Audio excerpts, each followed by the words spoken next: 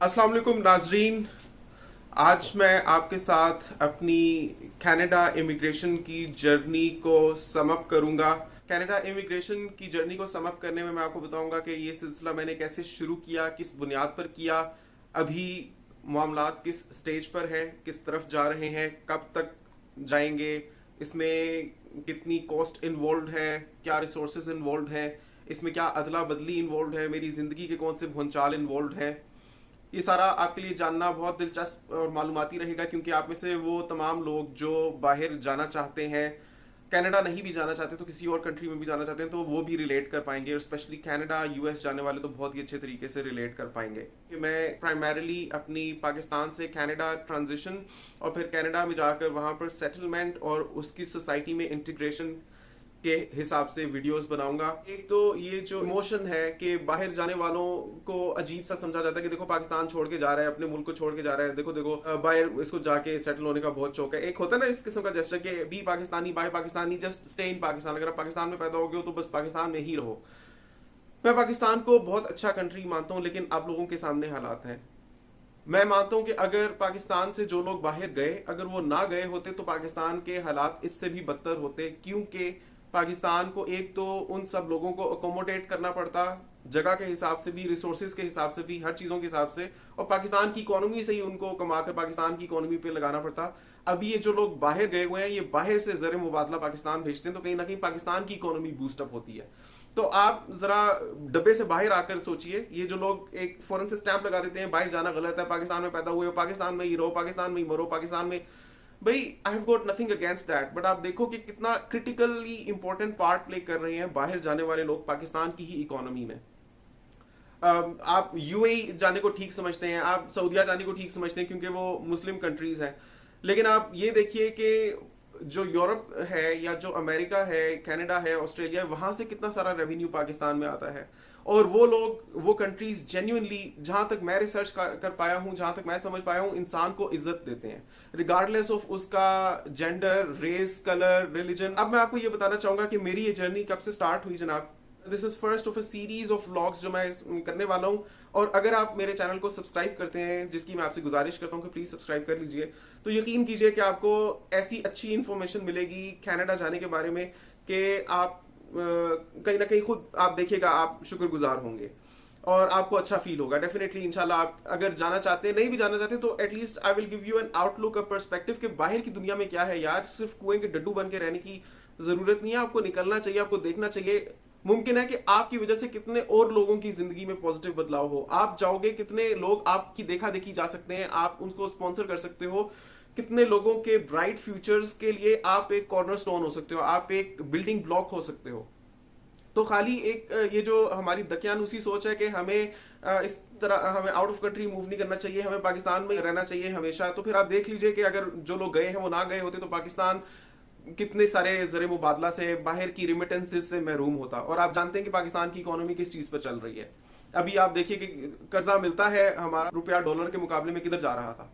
तो ये सारी चीज़ें हकायक आपके सामने हैं। Think out of the box, अपने विजन को एक्सपैंड करें, ब्रॉड करें, फ्लेक्सिबल रहें और अपने लिए अपॉर्चुनिटीज़ को एक्सप्लोर करें। तो उसी के लिए मैं चाहता हूँ कि अगर आप लोग जानना चाहते हैं बाहर कैसे इमिग्रेट करते हैं, तो उसके लिए आप मेरे चैनल को सब्सक्राइब कीजिए।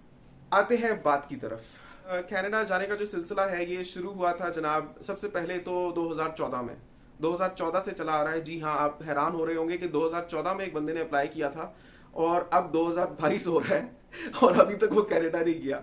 तो वो कह रहे हैं कि मैंने 2014 से ये सिलसिला शुरू किया था। तो जी हाँ, मैंने 2014 से ये शुरू किया था, और क्योंकि मैं इंजीनियर हूँ और मेरा एक्सपीरियंस था, तो मैंने फेडरल स्किल्ड वर्कर्स प्रोग्राम के थ्रू अप्लाई किया था, पाकिस्तान से ही अप्लाई किया था। नेसेसरी डॉक्यूमेंट्स कंपाइल करके मैंने सबसे पहले, दिस इंक्लूड्स और involves evaluation of your degrees. वो लोग चेक करते हैं कि आपने पाकिस्तान से जो तालीम हासिल की है वो कनाडा में रिकग्नाइज की जाती है या कनाडा की तालीम के इक्विवेलेंट है या नहीं है। उसके लिए वर्ल्ड एजुकेशन सर्विसेज WES से मैंने अपनी डिग्रीज को इवेल्युएट करवाया था, बैचलर्स की डिग्री, मास्टर्स की डिग्री।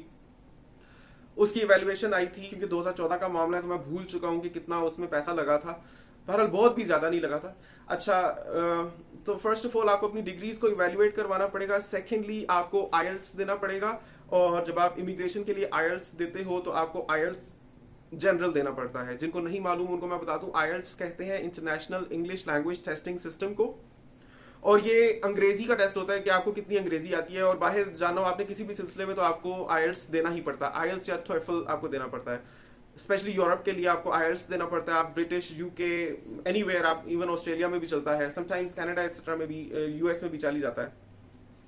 तो ये अंग्रेजी को चेक करने का होता है कि आप बोलने, लिखने, पढ़ने, सुनने में कैसे हो अंग्रेजी। और अगर आप पढ़ने के लिए बाहर जा रहे हो तो फिर आपको आईएलटीएस एकेडमिक देना पड़ता है। लेकिन अगर आप इमिग्रेट करके बाहर रहने के लिए या काम करने के लिए जा रहे हो तो फिर आपको आईएलटीएस जनरल देना पड़ता है। तो मैंने आईएलटीएस एकेडमिक भी दिया हुआ है, क्योंकि पहले प्रोग्राम बन रहा था कि बाहर से मैं मास्टर्स करूंगा।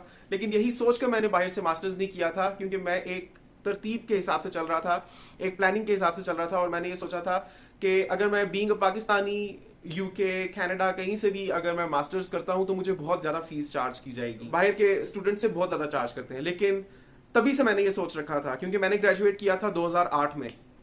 तो 2014 में मैंने ये चीज शुरू की। तो मैंने ये सोच लिया था कि चलो मैं परमानेंट रेजिडेंस लेता हूँ, परमानेंट रेजिडेंट बन के फिर मैं बाहर से इंशाल्लाह मास्टर्स करूंगा। तो मुझे उतनी ही फीस चार्ज करेंगे जितने वो अपने लोकल सिटीजन को करते हैं। बिकॉज आप अगर परमानेंट रेजिडेंट बन जाते हो किसी मुल्क के, स्पेशली कनाडा के, तो you have all the rights that the citizens of Canada enjoy except for the right to vote, और maybe 2-3 other rights also, but maybe primarily just एक आप वोट ही नहीं कर सकते, बाकी आप पूरे के पूरे कैनेडियन होते हो, यानी कैनेडियन सिटीजन ही होते हो आप एक परमानेंट रेजिडेंट की हैसियत से।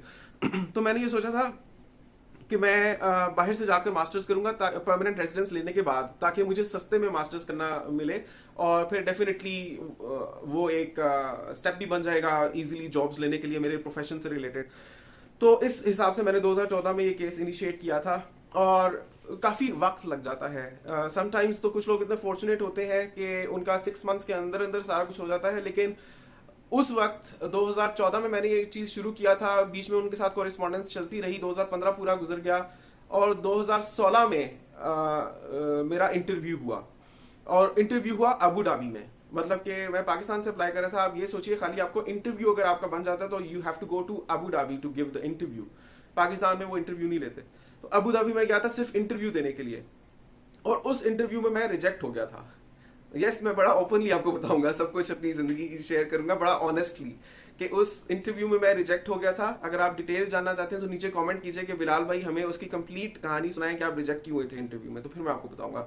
एनीवे, मूविंग अहेड, तो उस वक्त वो फिर मामला खत्म हो गया। तो फिर मैंने सोचा था कि अब जिंदगी में क्या करना है। तो फिर मैंने सोचा कि अब मैं दुबई जाता हूँ, दुबई जाकर मैं काम करता हूँ। तो दुबई गया मैं विजिट वीजा में। लकीली मुझे जॉब वहां पर मिल गई थी, और वहाँ पर मैंने एज ए प्लानिंग इंजीनियर काम किया, एज ए कंस्ट्रक्शन मैनेजर काम किया। और फिर जाकर मुझे दोबारा से एक मोटिवेशन हुई कि मैं फिर से अप्लाई करता हूँ, क्योंकि इवन दो कि मैं अब लास्ट स्टेज पर जा रहा था, क्योंकि ये पॉइंट बेस्ड सिस्टम होता है, आपको पॉइंट्स पूरे करने होते हैं इमिग्रेट करने के लिए। अभी मुझे याद नहीं है कि आपको कितने पॉइंट्स चाहिए होते हैं, वो मैं आपको रिसर्च करके बता सकता हूँ। मेरा ख्याल है उस वक्त मुझे 4-10 पॉइंट्स चाहिए थे समहाउ। और ये जो पॉइंट्स होते हैं ये किस तरह से बनते हैं वो भी मैं आपको ब्रीफ कर देता हूँ। उसमें मैटर करता है कि आपकी एज कितनी है, आपकी क्वालिफिकेशन कितनी है, आपका एक्सपीरियंस कितना है, आपका आईएलटीएस का स्कोर क्या आया है। इसके अलावा चंद और फैक्टर्स होते हैं, आप शादीशुदा हो या नहीं हो, आपकी बीवी भी काम करती है कि नहीं करती। तो ये सारी चीज़ें पॉइंट्स एलोकेट करते हैं। स्पेशली आपने पहले कनाडा से कुछ तालीम हासिल की हुई है, आप कनाडा में पहले रहे हुए हो या नहीं, तो इन बेसिस पर आपके पॉइंट्स बनते हैं।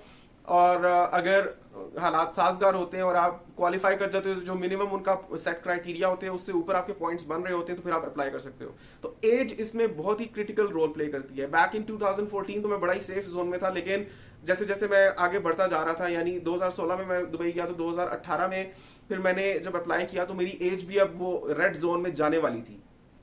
तो मेरे लिए जो कहते हैं कि चांसेस बहुत मिनिमल होते जा रहे थे कि अगर मैं बिल्कुल भी अगर डिले करता तो फिर भी मैं क्वालिफाई कर सकता या मेरे पॉइंट्स रहते। तो मैंने देखा कि अब मेरे पास ज़्यादा वक्त नहीं है, तो ज़्यादा सोचना नहीं, मैंने फिर से अप्लाई कर दिया। दुबई में रहते हुए मैंने आईएलटीएस दिया एक बार फिर से, आईएलटीएस जनरल, और खुद से तैयारी की, मैंने कहीं से भी तैयारी नहीं की। इसी वजह से मैं अक्सर लोगों को आईएलटीएस की क्लासेस भी देता हूँ कि अगर किसी ने सीखना हो तो मैं उनको आईएलटीएस सिखा सकता हूँ। बिकॉज मेरा स्कोर 9 में से हमेशा मिनिमम 7.5 अबव ही रहा है, 7.58 एटसेट्रा मेरा आता रहा है, तो बहुत अच्छा स्कोर उसको माना जाता है। तो मेरा अबू धाबी में हुआ था आईएलटीएस का टेस्ट, वो मैंने किया। दुबई से मैंने करवाए थे अपने मेडिकल्स उस वक्त, और मीनवाइल मेरी फिर शादी हो गई। तो फिर वाइफ को भी मैंने अपनी एप्लीकेशन में इंक्लूड किया, वाइफ के भी मेडिकल्स करवाए, उसको भी अपनी एप्लीकेशन में डाला।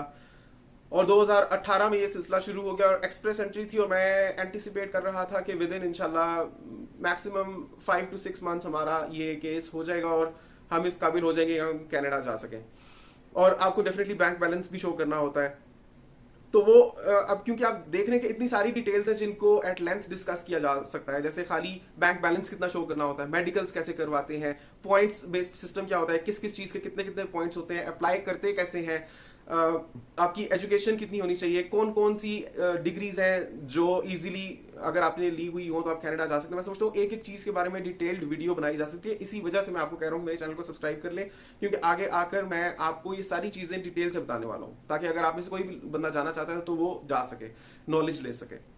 और फिर डेफिनेटली वो तो एक बहुत बड़ा ट्रांजिशन होगा ही कि जिस दिन मैं इंशाल्लाह पाकिस्तान से कनाडा मूव करूंगा, फिर उधर जाके मैं व्लॉग बनाऊंगा, आपको दिखाऊंगा कि मैं कैसे वहां पर घर ढूंढ रहा हूँ, कैसे मैं गाड़ी ले रहा हूँ, कैसे मैं जॉब ढूंढ रहा हूँ, कहाँ हम रहे, क्या हम अपार्टमेंट में रहे, क्या हम कॉन्डो में रहे, या हम बेसमेंट में रहे, या हम डिटैच्ड हाउस में रहे, क्या चीज़ है, क्या कॉस्ट ऑफ लिविंग है। ये मैं समझता हूँ मेरी जिंदगी से जुड़ा हुआ एक बहुत ही ज्यादा इन्फॉर्मेटिव और दिलचस्प, अच्छा मैं समझता हूँ व्लॉग बहुत लंबा होता जा रहा है, और अगर मैं सारी चीज़ों को एक ही में कवर कर दूंगा तो आप लोगों के लिए भी डाइजेस्ट करना मुश्किल हो जाएगा। यहीं से कहानी को आगे कंटिन्यू करूंगा।